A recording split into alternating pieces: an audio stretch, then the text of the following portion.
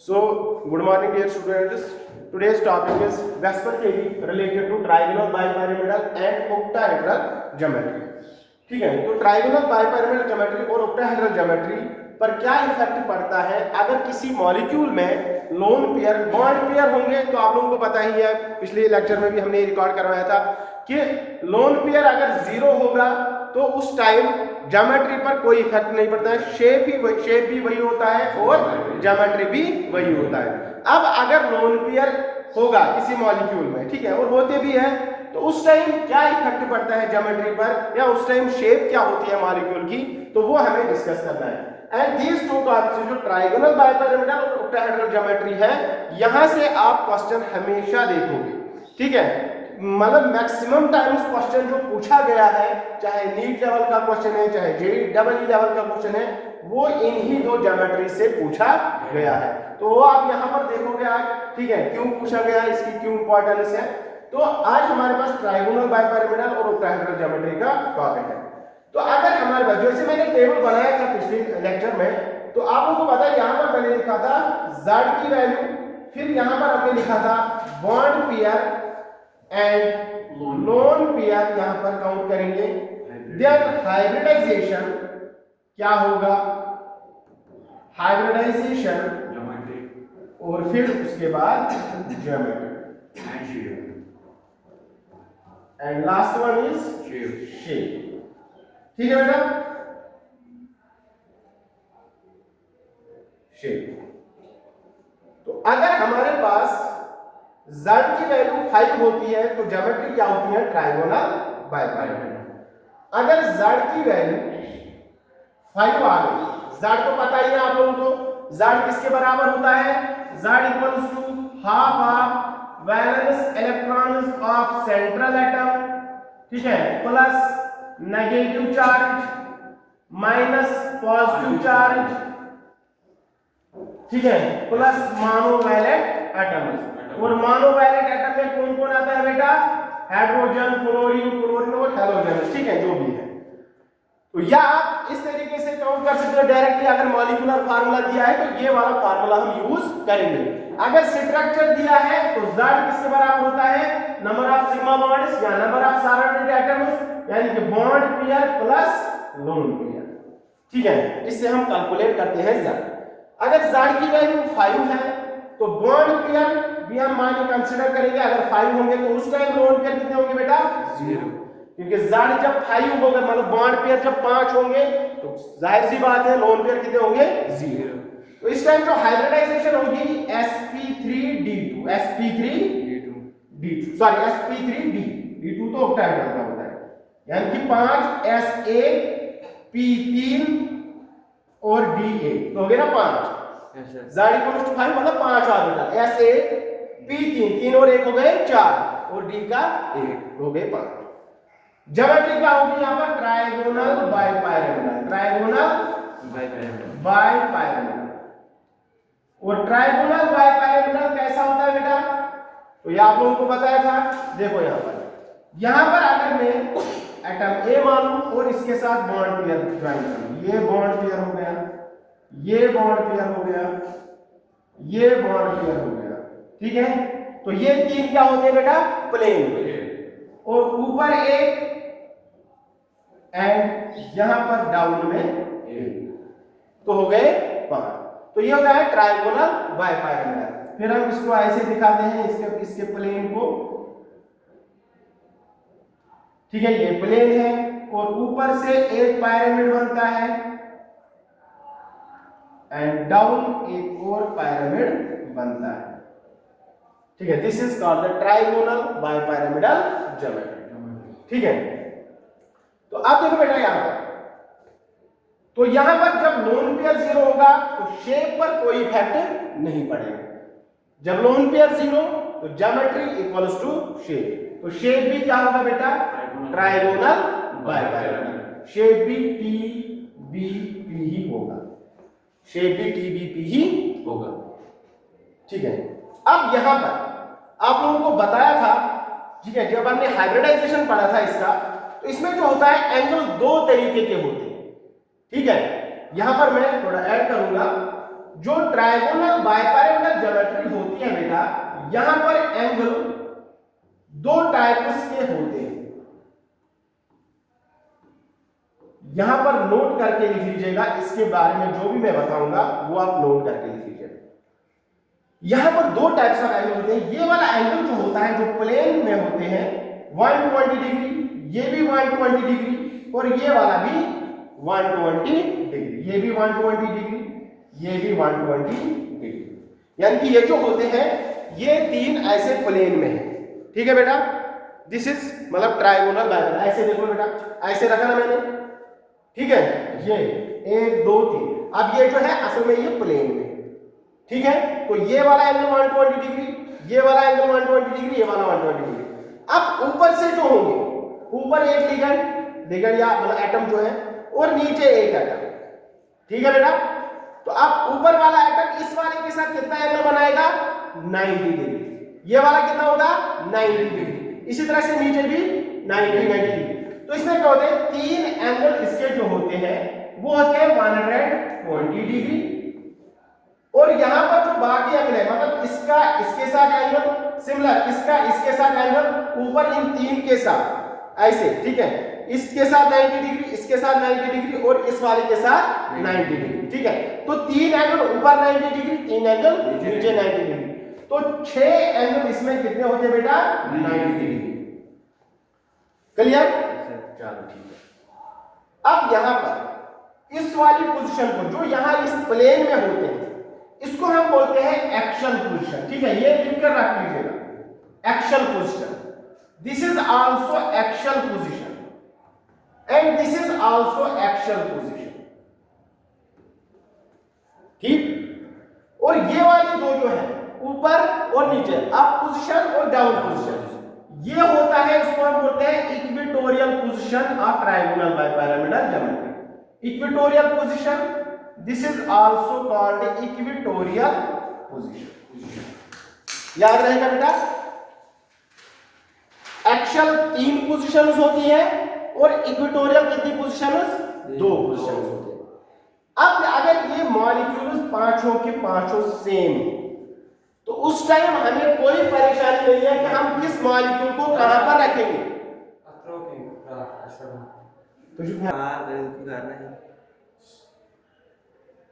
चलो ठीक, देखो बेटा, तो यहां पर क्या है, 2 पोजीशंस इक्वेटोरियल है और 3 पोजीशंस यहां पर एक्शन होती है। अब अगर हमारे पास ये पांचों एटम सेम है, ठीक है, ऑल 5 जो बी एटम्स है सेम, तो यहां पर कोई मतलब परेशानी की बात नहीं है कि मतलब इसको कहां पर रखें, चाहे आप एक्शन पर रखो, चाहे आप इसको इक्वेटोरियल रखो। फॉर एग्जांपल, अगर आप लोगों के पास एग्जाम में क्वेश्चन आया, एग्जांपल दे दिया उसने कि यहां पर आप शेप बना लो या ज्योमेट्री बना लो PCl5, PCl5, तो यहां पर आप क्या करोगे, फास्फोरस, यहां पर क्लोरीन, यहां पर क्लोरीन, यहां पर क्लोरीन, क्लोरीन एंड क्लोरीन बन गया। बट अगर वहां पर क्वेश्चन चेंज हुआ, ही सेज PF3Cl, PF3Cl, या दूसरा एग्जांपल आता है एग्जाम में HCO3F2, ज़ीनॉन ऑक्सीडाइज फ्लोराइड। अगर ऐसा क्वेश्चन आ गया तो उस टाइम फ्लोरीन को कहां रखें, क्लोरीन को कहां रखें, या ऑक्सीजन को कहां रखें और फ्लोरीन को कहां रखें। इसी तरह से अगर आ गया HCF2, ठीक है, तो यहां पर प्रॉब्लम है, ठीक है। तो इसके लिए क्या बताया गया है, जो हाईएस्ट इलेक्ट्रोनेगेटिव एलिमेंट होगा वो हम रखते हैं एक्सल पोजीशन पर, जो हाईएस्ट इलेक्ट्रोनेगेटिव होगा वो हम रखते हैं इक्वेटोरियल पोजीशन पर। जो इनमें कौन सबसे ज्यादा इलेक्ट्रोनेगेटिव, फ्लोरीन, तो फ्लोरीन को आप रखोगे इक्वेटोरियल पोजीशन पर। फिर अगर जो बचेगा उसको आप कहीं भी रखो, लेकिन पहले आप क्या करोगे, जितने भी इलेक्ट्रोनेगेटिव एलिमेंट होंगे तो पहले आप कोशिश करोगे उनको इक्वेटोरियल पोजीशन पर रखने की, उसके बाद आप जो बचेगा उसको फिर एक्सल पोजीशन पर रख लीजिएगा, पहली बात। दूसरा पॉइंट इसमें क्या है कि अगर हमारे पास किसी मॉलिक्यूल में लोन पेयर आ गया, ठीक है, तो लोन पेयर को हम रखेंगे एक्चुअल पोजीशन पर। किस पर? एक्चुअल पोजीशन पर। क्यों रखेंगे एक्चुअल पोजीशन पर? यहां पर देखो, इन तीनों के बीच में कितना एंगल है बेटा? 120 डिग्री। और इस अगर यहां पर रखेंगे, अगर हमने लोन पेयर अप साइड में रखा या डाउन साइड में रखा, उसका और इसके साथ कितना एंगल है? 90 डिग्री। यहां पर कितना है? 120 डिग्री। तो रिपल्शन इसमें कम होगा कि रिपल्शन यहां पर कम होगा? क्योंकि 90 डिग्री में एंगल है तो एटम्स ये जो पास पास होंगे, बॉन्ड पेयर पास पास होगा कि नहीं होगा? 120 डिग्री एंगल होगा तो बॉन्ड पेयर दूर दूर होंगे। जब बॉन्ड पेयर दूर दूर होंगे तो इनमें क्या होगा बेटा? रिपल्शन कम रहेगा। तो यही तो वेस्पर थ्योरी बताती है कि जो लोन पेयर्स होते हैं वो अपने आप को ओरिएंट ऐसे करते हैं ज्योमेट्री में ताकि उनके बीच में जो है रिपल्शन मिनिमम रहे और डिस्टेंस दूर रहेगा। क्लियर? तो आप लोग यहां पर 2-3 पॉइंट्स ऐड कर लीजिएगा बेटा। तो यहां पर आप लिखिए 2-3 पॉइंट्स नोट करके लिख लीजिएगा इसमें। नोट। तो यहां पर क्या करोगे बेटा? If all atoms surrounding atoms are, if all surrounding atoms in TBP geometry, in trigonal bipyramidal geometry,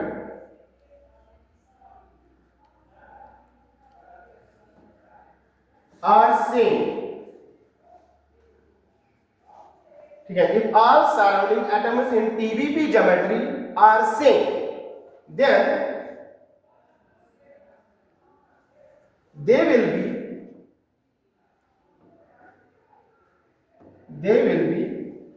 kept at any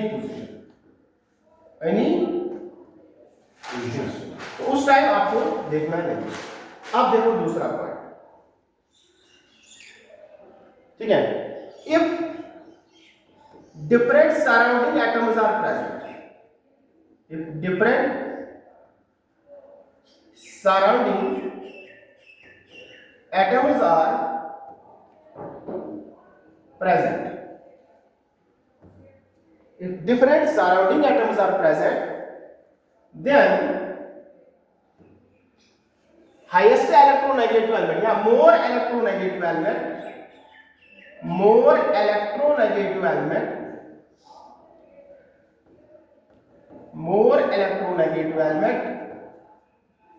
takes या occurs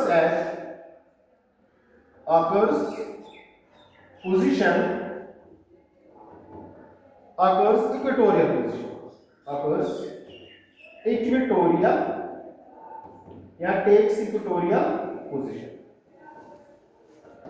occupies equatorial position। अगर ज्यादा इलेक्ट्रोनेगेटिव एलिमेंट है उनमें, डिफरेंट एटम्स है प्रेजेंट, अगर ज्यादा इलेक्ट्रोनेगेटिव है तो उस टाइम वो कौन सी पोजीशन लेगा? Equatorial position. इसमें आप एग्जांपल ऐड कर लीजिए ताकि आप लोगों को आसान हो जाए। फॉर एग्जांपल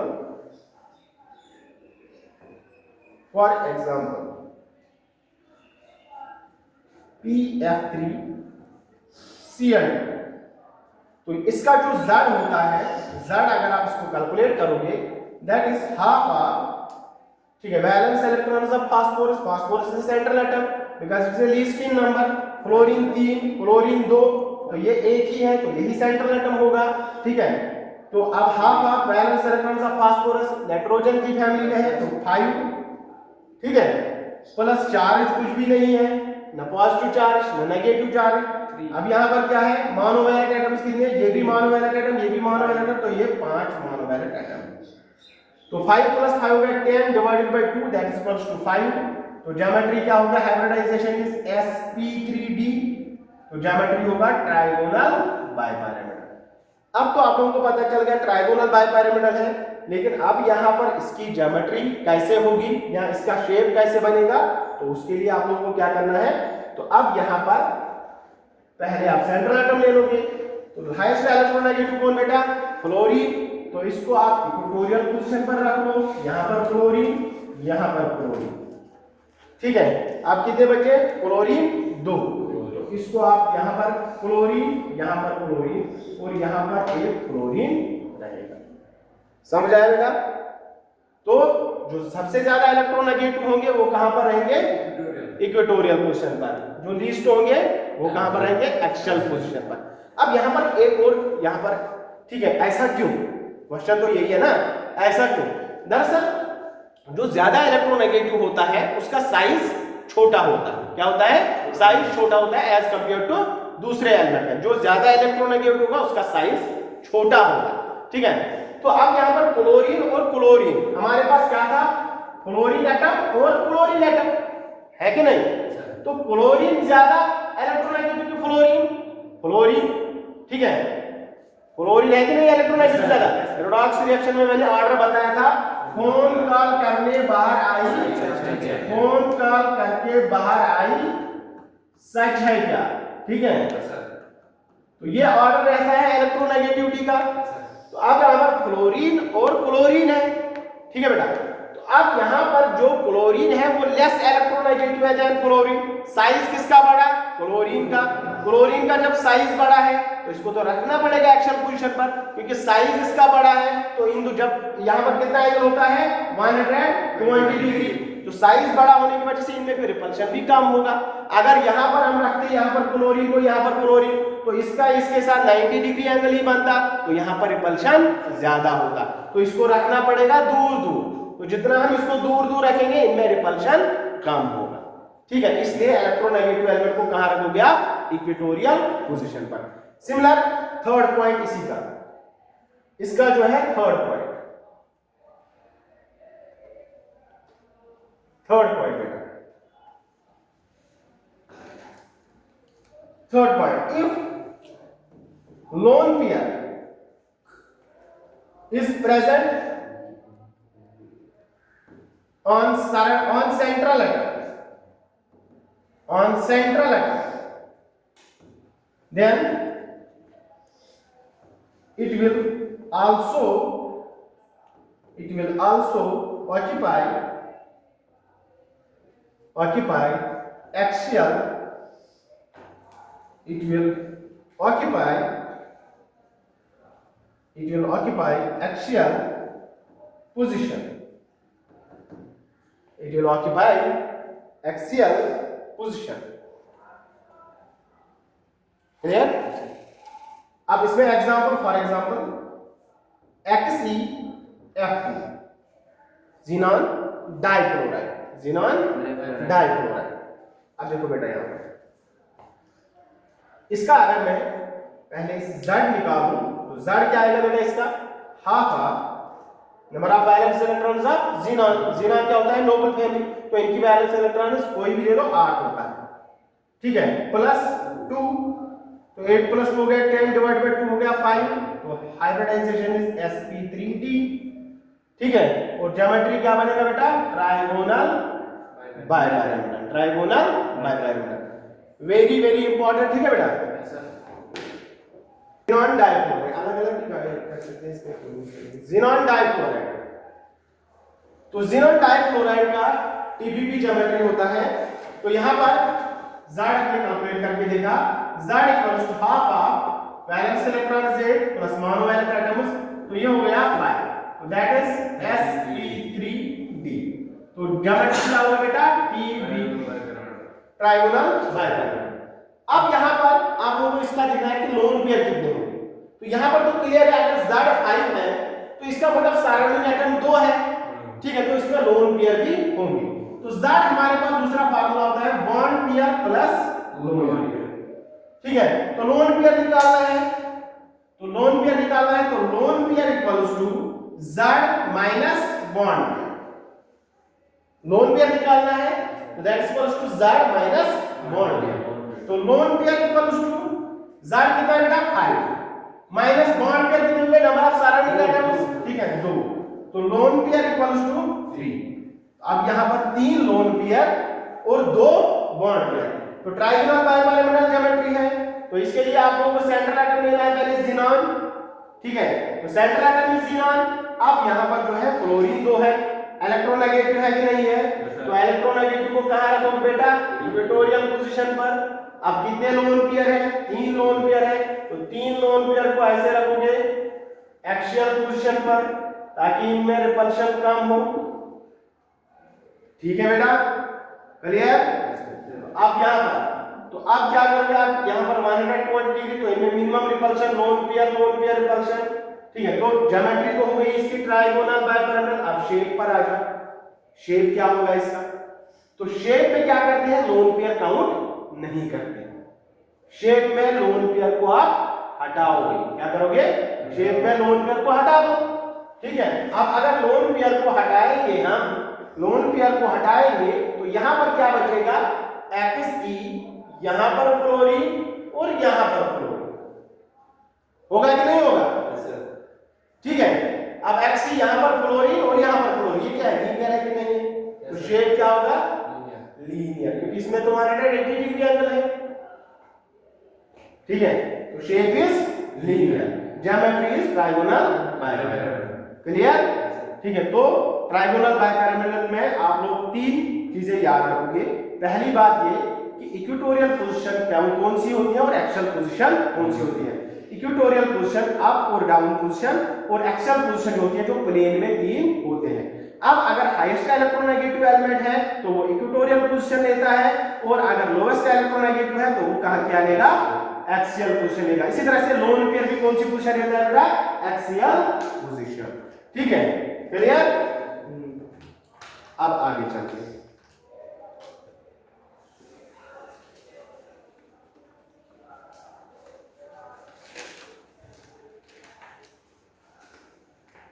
नाउ यहां पर हम Z लिख रहे हैं। This is bond pair, lone pair, hybridization, geometry, and last one is shape.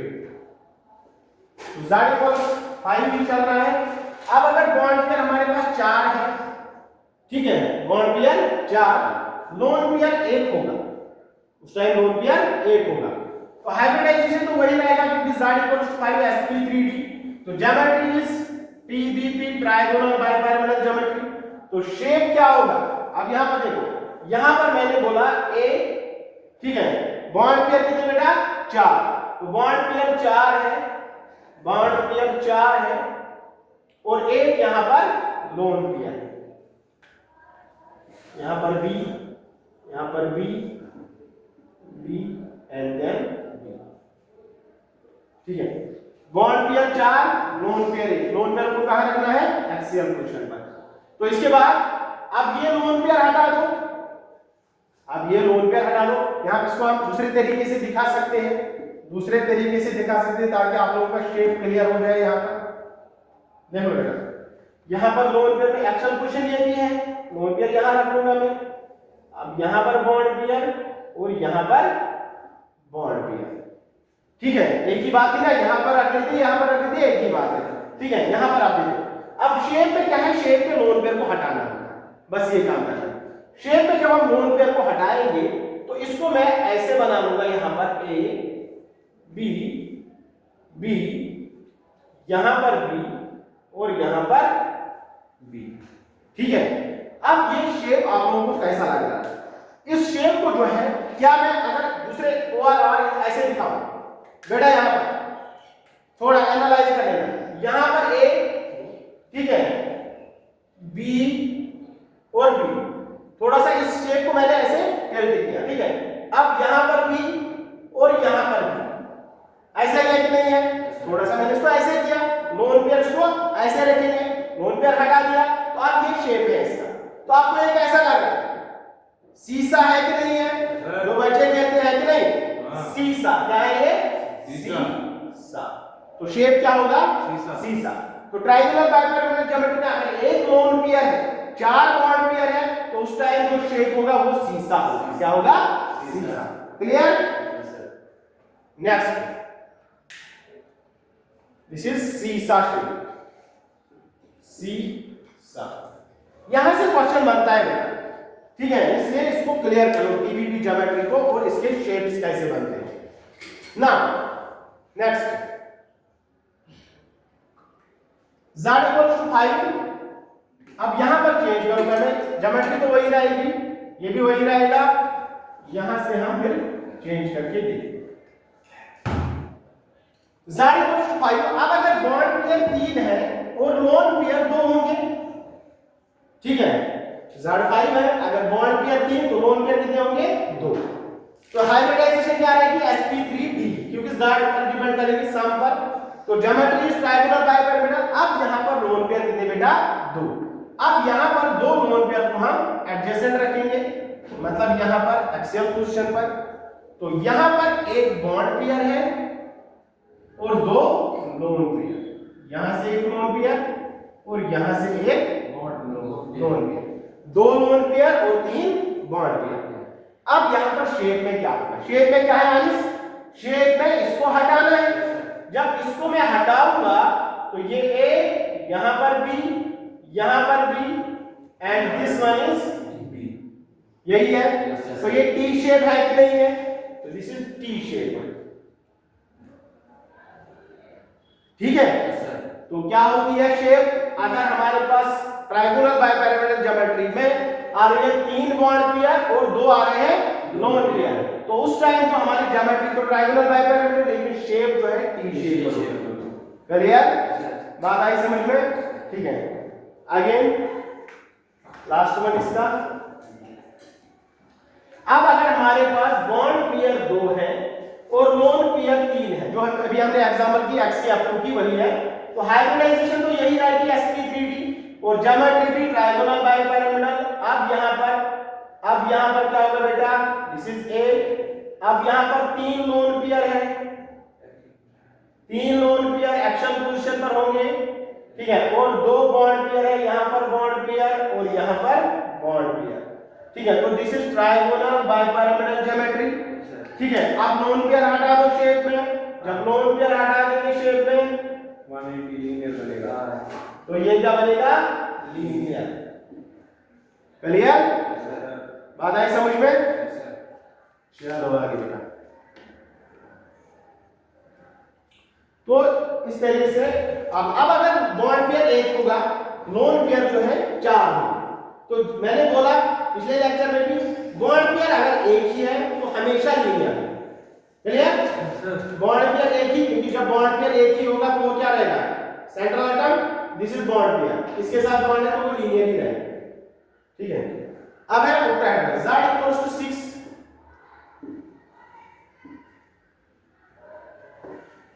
ये आज कंप्लीट करते हैं पूरा lecture.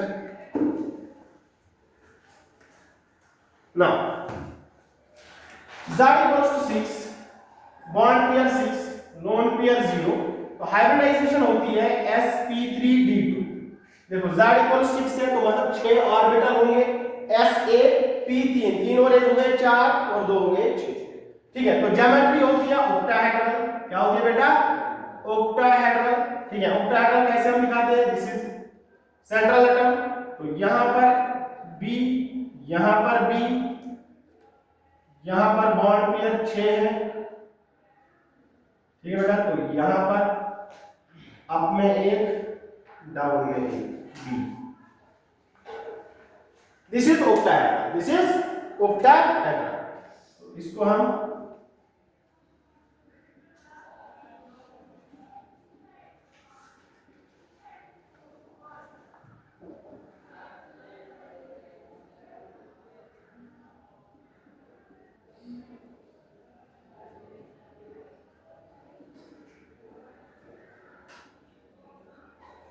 This is octahedral here, ठीक बेटा।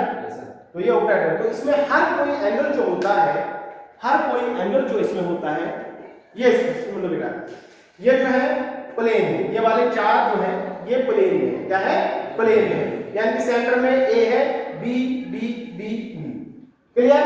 तो ये हो गया प्लेन में 4। अब ऊपर 1 है, ऊपर 1 और नीचे that's upper B, this is lower, ठीक है, तो ये बनता है ऑक्टाहेड्रल। कैसे? अब इसके साथ एक फेस, इसके साथ एक फेस, इसके साथ एक फेस, इसके साथ एक, 4 फेस ऊपर 4 फेस नीचे, तो हो गया ऑक्टाहेड्रल का मतलब 8 हेड्रोमीटर साइड। अब यहाँ पर जब सेंटर में है, यहाँ पर ये जो सेंटर में एटम है, ठीक है, इसका इसके साथ और इसका इसके साथ, मतलब यार BAB, ये वाला एंगल कितना होगा? 90 होगा कि नहीं होगा?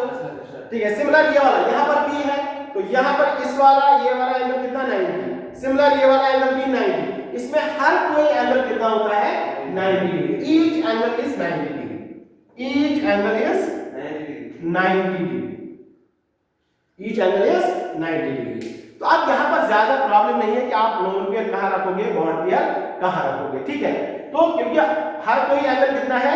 90 डिग्री पर है। अब यहाँ पर देखो बात है, अब यहाँ पर तो अगर लोन पेयर 0 है तो शेप जो होगा वो भी क्या होगा बेटा? ऑक्टाहेड्रल ही होगा। शेप में कोई फर्क नहीं पड़ेगा अगर लोन पेयर 0।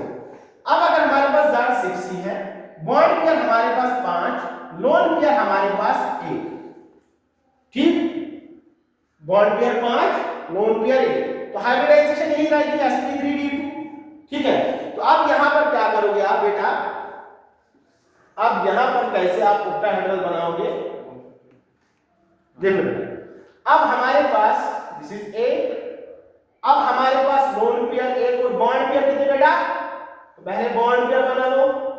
बॉन्ड पेयर कितने हैं? 5, तो बॉन्ड पेयर 5 है, बॉन्ड पेयर 5, लोन पेयर कितना बेटा? 1, लोन पेयर यहां पर आ गया, ठीक है। तो अब लोन पेयर यहां पर आ गया, तो ये हो गया ऑक्टाहेड्रल, ठीक है। इस तरह से ऑक्टाहेड्रल हमारा बन रहा है। अब शेप में क्या करोगे? लोन पेयर को हटा दो, वो शेप में लोन पेयर को हटाएंगे, तो यहां पर एक, यहां पर B, यहां पर B, यहां पर B, यहां पर B, and this one is B, ठीक है। तो ऊपर एक पैरामीटर बना कि नहीं बना? और अब यहां पर लोन पेयर हटा दिया, जो डाउन में लोन पेयर था उसको मैंने हटा दिया शेप में, अब खाली ऊपर एक है, ठीक है। तो दिस इज स्क्वायर, है कि नहीं? तो स्क्वायर ऊपर क्या बन रहा है? एक पिरामिड बन रहा है कि नहीं बन रहा है? तो इसको बोलते हैं स्क्वायर पिरामिड। क्या बोलते हैं? Square pyramid, square pyramid, square pyramid, ठीक। अब आ जाओ नेक्स्ट पर। अगर हमारे पास बॉन्ड पेयर 4 है, लोन पेयर हमारे पास 2 होंगे, तो hybridisation sp3d2, geometry is octahedral. तो अब यहां पर लोन पेयर, अब ये वाला भी हटा देंगे, यहां पर ये वाला भी मैं हटा रहा हूं, तो यहां पर भी लोन पेयर ही रख लो, तो यहां पर भी लोन पेयर ही रख लो, ठीक है, 2 लोन पेयर। अब इसमें देखो बेटा, इसको हटा रहा हूं मैं क्योंकि लोन पेयर को शेप में हटाएंगे। अब क्या बचा बेटा? स्क्वायर, तो इसको हम बोलते हैं स्क्वायर प्लेनर। क्या बोलेंगे? Square planar, square planar, square planar, ठीक है। इसी तरह से हम अब जो हम चलो नेक्स्ट करते हैं, ठीक है। फिर आप वीडियो पॉज करके, ठीक है, इसको नोट डाउन कर लीजिएगा। Next, Z = 6, bond pair 3, lone pair 3, hybridization is sp3d2। तो ज्योमेट्री क्या होगी बेटा? ज्योमेट्री इज ऑक्टाहेड्रल अगेन, क्योंकि geometry depends on Z value, ठीक है, ऑक्टाहेड्रल। तो अब यहां पर दिस इज A, ठीक है। अब कितने बॉन्ड पेयर बेटा?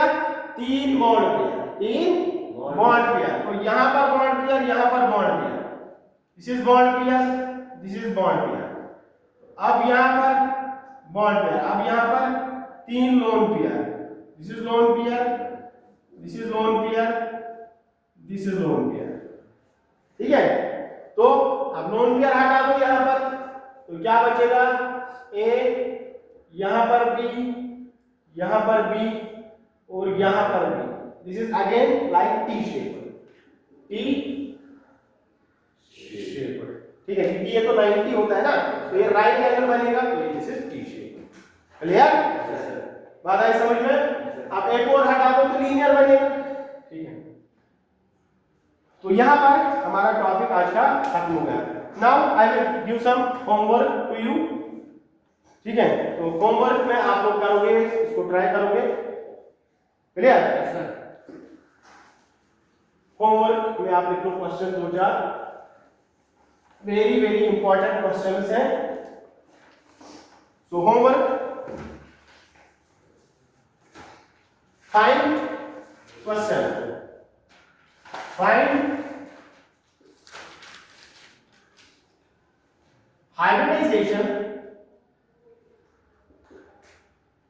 hybridization lone pair, bond pair, geometry and shape of following molecules.